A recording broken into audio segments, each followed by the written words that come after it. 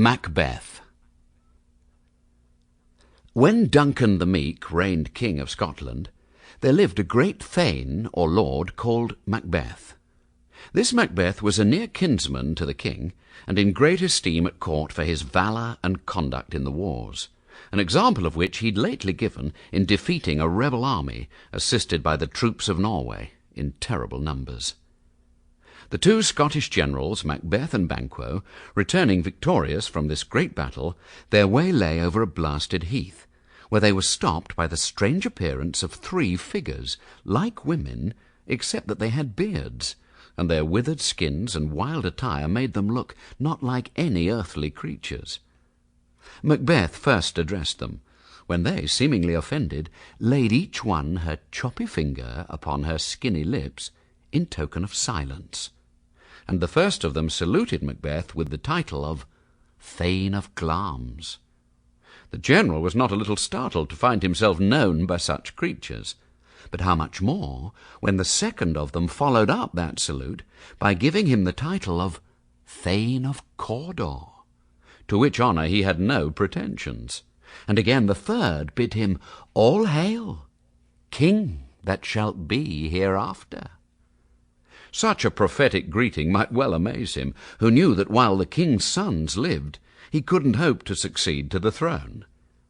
Then, turning to Banquo, they pronounced him, in a sort of riddling terms, to be lesser than Macbeth and greater, not so happy, but much happier, and prophesied that though he should never reign, yet his sons after him should be kings in Scotland.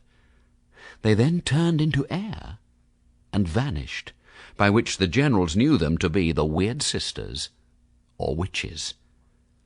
While they stood pondering on the strangeness of this adventure, there arrived certain messengers from the king, who were empowered by him to confer upon Macbeth the dignity of Thane of Cawdor, an event so miraculously corresponding with the prediction of the witches it astonished Macbeth, and he stood wrapped in amazement, unable to make reply to the messengers. And in that point of time swelling hopes arose in his mind that the prediction of the third witch might in like manner have its accomplishment, and that he should one day reign king in Scotland. Turning to Banquo, he said, "Do you not hope that your children shall be kings, when what the witches promised to me has so wonderfully come to pass?" "That hope," answered the general, "might enkindle you to aim at the throne. But oftentimes these ministers of darkness tell us truths in little things, to betray us into deeds of greatest consequence." But the wicked suggestions of the witches had sunk too deep into the mind of Macbeth to allow him to attend to the warnings of the good Banquo. From that time he bent all his thoughts how to compass the throne of Scotland. Macbeth had a wife, to whom he communicated the strange prediction of the weird sisters, and its partial accomplishment. She was an ambitious woman, and as long as her husband and herself could arrive at greatness, she cared not much by what means. She spurred on the reluctant purpose of Macbeth, who felt compunction at the thoughts of blood, and she did not cease to represent the murder of the king as a step absolutely necessary to the fulfilment of the flattering prophecy. It happened at this time that the king, who out of his royal condescension would often visit his principal nobility upon gracious terms, came to Macbeth's house, attended by his two sons, Malcolm and Donalbain, and a numerous train of thanes and attendants, the more to honour Macbeth for the triumphal success of his wars.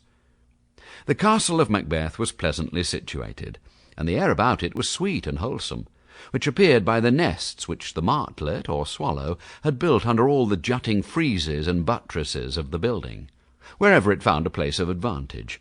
For where those birds most breed and haunt, the air is observed to be delicate. The king entered well pleased with the place, and not less so with the attentions and respect of his honoured hostess, Lady Macbeth, who had the art of covering treacherous purposes with smiles, and could look like the innocent flower, while she was indeed the serpent under it.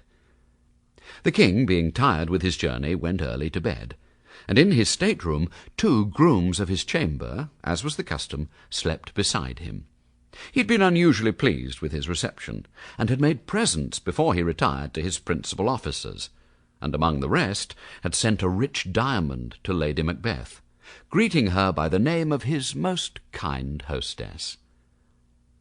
Now it was the middle of the night, when over half the world nature seems dead, and wicked dreams abuse men's minds asleep, and none but the wolf and the murderer is abroad. This was the time when Lady Macbeth woke to plot the murder of the king. She would not have undertaken a deed so abhorrent to her sex, but that she feared her husband's nature, and that it was too full of the milk of human kindness to do a contrived murder. She knew him to be ambitious, but also to be scrupulous, and not yet prepared for that height of crime which commonly in the end accompanies inordinate ambition. She had won him to consent to the murder, but she doubted his resolution, and she feared that the natural tenderness of his disposition, more humane than her own, would come between and defeat the purpose. So with her own hands, armed with a dagger, she approached the king's bed, having taken care to ply the grooms of his chamber so with wine that they slept intoxicated and careless of their charge. There lay Duncan in a sound sleep after the fatigues of his journey, and as she viewed him earnestly, there was something in his face as he slept which resembled her own father, and she had not the courage to proceed. She returned to confer with her husband. His resolution had begun to stagger. He considered that there were strong reasons against the deed. In the first place, he was not only a subject, but a near relation of the king, and he'd been his host and entertainer that day, whose duty by the laws of hospitality it was to shut the door against his murderers, not bear the knife himself. Then he considered how just and merciful a king this Duncan had been, how clear of offence to his subjects, how loving to his nobility, and in particular to him, that such kings are the peculiar care of heaven, and their subjects doubly bound to revenge their deaths. Besides, by the favours of the king, Macbeth stood high in the opinion of all sorts of men, and how would those honours be stained by the reputation of so foul a murder? In these conflicts of the mind, Lady Macbeth found her husband inclining to the better part, and resolving to proceed no further. But she, being a woman not easily shaken from her evil purpose, began to pour in at his ears words which infused a portion of her own spirit into his mind, assigning reason upon reason why he shouldn't shrink from what he'd undertaken, how easy the deed was, how soon it would be over, and how the action of one short night would give to all their nights and days to come sovereign sway and royalty. Then she threw contempt on his change of purpose, and accused him of fickleness and cowardice, and declared that she knew what a tender feeling it was to love the baby that had fed at her breast, but she would, while it was smiling in her face, have plucked it from her breast and dashed its brains out, if she had sworn to do it, as he had sworn to perform that murder. Then she added how practicable it was to lay the guilt of the deed upon the drunken, sleepy grooms. And with the valour of her tongue she so chastised his sluggish resolutions that he once more summoned up courage to the bloody business. So, taking the dagger in his hand, he softly stole in the dark to the room where Duncan lay. And as he went, he thought he saw another dagger in the air, with the handle towards him, and on the blade and at the point of it, drops of blood. But when he tried to grasp at it, it was nothing but air, a mere phantasm proceeding from his own hot and oppressed brain, and the business he had in hand. Ridding himself of this fear, he entered the king's room, whom he dispatched with one stroke of his dagger. Just as he'd done the murder, one of the grooms who slept in the chamber laughed in his sleep, and the other cried, "Murder!" which woke them both. But they said a short prayer. One of them said, "God bless us," and the other answered, "Amen," and they addressed themselves to sleep again. Macbeth, who stood listening to them, tried to say, "Amen," when the fellow said, "God bless us," but though he had most need of a blessing, the word stuck in his throat. and he couldn't pronounce it. Again he thought he heard a voice which cried, "Sleep no more. Macbeth does murder sleep, the innocent sleep that nourishes life." Still it cried, "Sleep no more," to all the house. "Glamis hath murdered sleep, and therefore Corder shall sleep no more. Macbeth shall sleep no more." With such horrible imaginings, Macbeth returned to his listening wife, who began to think he'd failed in his purpose, and that the deed was somehow frustrated. He came in so distracted that she reproached him with his lack of firmness, and sent him to wash his hands of the blood which stained them, while she took his dagger to stain the cheeks of the grooms with blood, to make it seem that they were guilty. Morning came, and with it the discovery of the murder, which could not be concealed. And though Macbeth and his lady made a great show of grief, and the proofs against the grooms, the dagger being produced against them, and their faces smeared with blood, were sufficiently strong, yet the entire suspicion fell upon Macbeth, whose inducements to such a deed were so much more forcible than two poor silly grooms could be supposed to have. And Duncan's two sons fled. Malcolm, the eldest, sought for refuge in the English court, and the youngest, Donalbain, made his escape to Ireland. The king's sons, who should have succeeded him, having thus vacated the throne, Macbeth, as next heir, was crowned king, and thus the prediction of the weird sisters was literally accomplished. Though placed so high, Macbeth and his queen couldn't forget the prophecy of the weird sisters, that though Macbeth should be king, yet not his children, but the children of Banquo, should be kings after him. The thought of this, and that they had defiled their hands with blood, and done such great crimes, only to place the posterity of Banquo upon the throne, so rankled within them, that Macbeth determined to put to death both Banquo and his son, to make void the predictions of the weird sisters, which in his own case had been so remarkably brought to pass. For this purpose the Macbeths made a great supper, to which they invited all the chief thanes, and among the rest, with marks of particular respect, Banquo and his son Fleance were invited. The way by which Banquo was to pass to the palace at night was beset by murderers appointed by Macbeth, who stabbed Banquo. But in the scuffle Fleance escaped. From that Fleance descended a race of monarchs, who afterwards filled the Scottish throne, ending with James VI of Scotland and the First of England, under whom the two crowns of England and Scotland were united.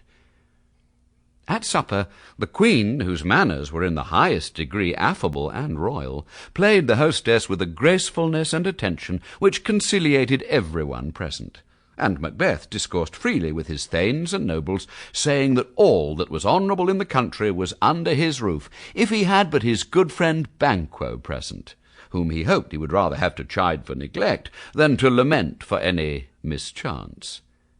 Just at these words, the ghost of Banquo, whom he had caused to be murdered, entered the room, and placed himself on the chair which Macbeth was about to occupy.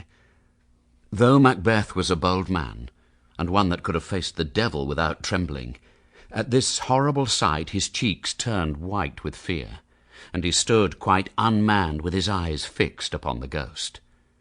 His queen, and all the nobles, who saw nothing, but perceived him gazing, as they thought, upon an empty chair, took it for a fit of distraction, and she reproached him, whispering that it was but the same fancy which made him see the dagger in the air when he was about to kill Duncan.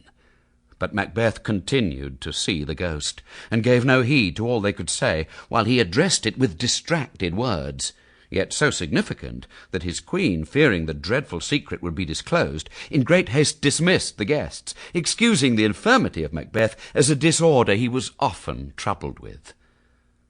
To such dreadful fancies Macbeth was subject. His queen and he had their sleeps afflicted with terrible dreams, and the blood of Banquo troubled them no more than the escape of Fleance, whom they now looked upon as father to a line of kings, who should keep their posterity out of the throne. With these miserable thoughts they found no peace, and Macbeth determined once more to seek out the weird sisters and know from them the worst. He sought them in a cave upon the heath, where they, who knew by foresight of his coming, were engaged in preparing their dreadful charms, by which they conjured up infernal spirits to reveal to them the future. Their horrid ingredients were toads, bats, and serpents, the eye of a newt and the tongue of a dog, the leg of a lizard and the wing of the night owl, the scale of a dragon, the tooth of a wolf, the jawbone of the ravenous salt-sea shark, the mummy of a witch, the root of the poisonous hemlock, and this, to have effect, must be dug up in the dark, the bile of a goat, and the liver of a Jew, with seeds of the yew tree that roots itself in graves, and the finger of a dead child. All these were set on to boil in a great kettle or cauldron, which, as fast as it grew too hot, was cooled with a baboon's blood. To these they poured in the blood of a sow that had eaten her young, and they threw into the flame the grease that had sweated from a murderer's gibbet. By these charms they bound the infernal spirits to answer their questions. It was demanded of Macbeth whether he would have his doubts resolved by them or by their masters, the spirits. He, nothing daunted by the dreadful ceremonies which he saw, boldly answered, "Where are they? Let me see them." And they called the spirits, which were 3. And the first arose in the likeness of an armed head, and he called Macbeth by name, and bid him beware of the Thane of Fife. For which caution Macbeth thanked him, for Macbeth had entertained a jealousy of Macduff, the Thane of Fife. And the second spirit arose in the likeness of a child covered in blood, and he called Macbeth by name, and bid him have no fear, but laugh to scorn the power of man, for none of woman born should have power to hurt him. And he advised him to be bloody, bold, and resolute. "Then live Macduff," cried the king. "What need I fear of him? But yet I'll make assurance doubly sure. He shall not live, so I can tell pale-hearted fear it lies, and sleep in spite of thunder." That spirit being dismissed, a third arose in the form of a child crowned, with a tree in his hand. He called Macbeth by name, and comforted him against conspiracies, saying that he should never be vanquished until the wood of Burnham to Dunsinane Hill should come against him. "Sweet prophecies, good," cried Macbeth. "Who can unfix the forest and move it from its earth-bound roots? I see I shall live the usual period of man's life, and not be cut off by a violent death. But my heart throbs to know one thing. Tell me, if your art can tell so much, if Banquo's issue shall ever reign in this kingdom." Here the cauldron sank into the ground, and a noise of music was heard, and 8 shadows like kings passed by Macbeth, and Banquo last, who bore a glass which showed the figures of many more, and Banquo all bloody smiled upon Macbeth, and pointed to them, by which Macbeth knew that these were the posterity of Banquo, who should reign after him in Scotland.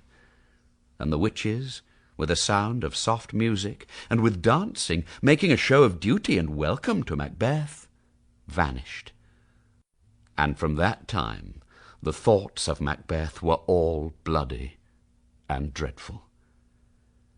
The first thing he heard when he got out of the witch's cave was that Macduff, Thane of Fife, had fled to England to join the army which was forming against him under Malcolm, the eldest son of the late king, with intent to displace Macbeth and set Malcolm, the right heir, upon the throne.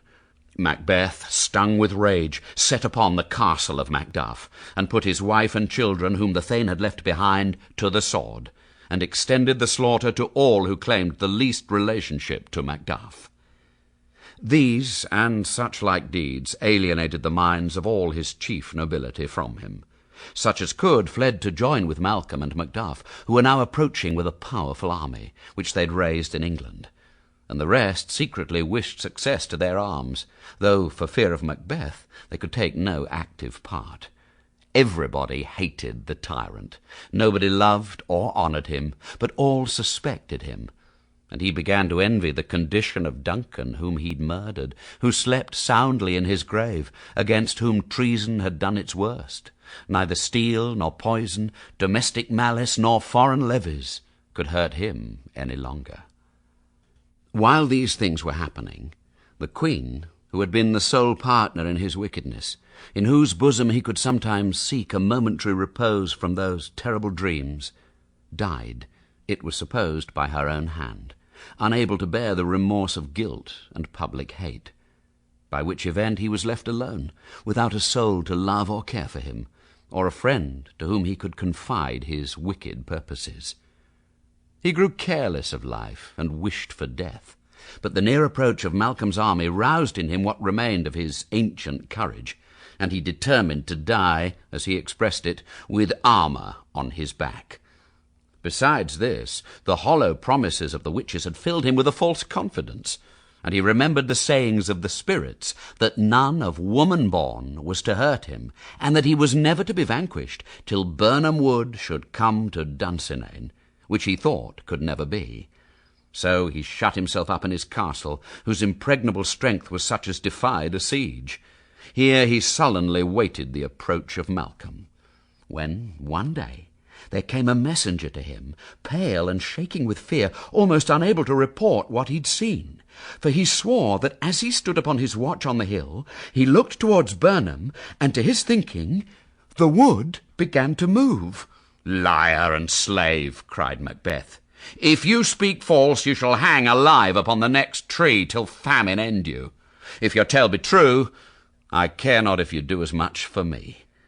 For Macbeth now began to waver in resolution, and to doubt the equivocal speeches of the spirits.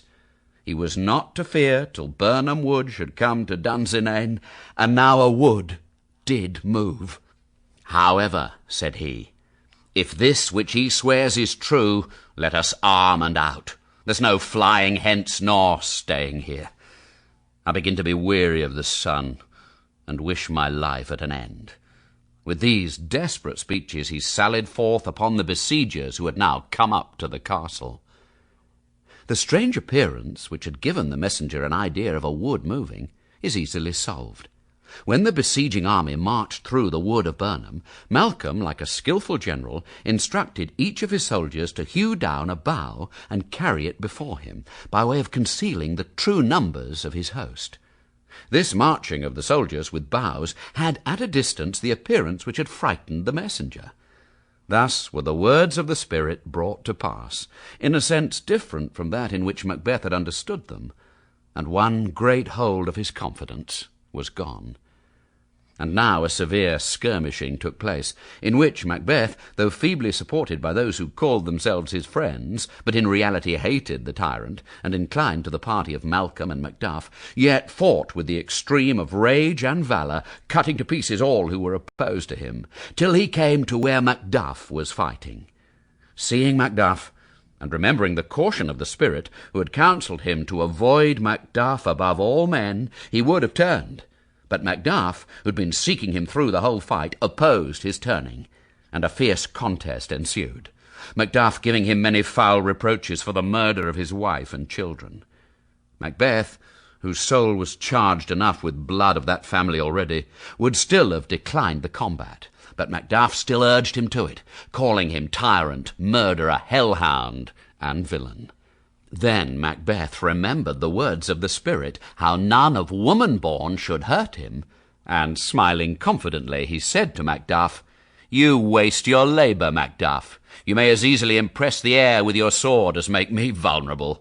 I bear a charmed life, which must not yield to one of woman born."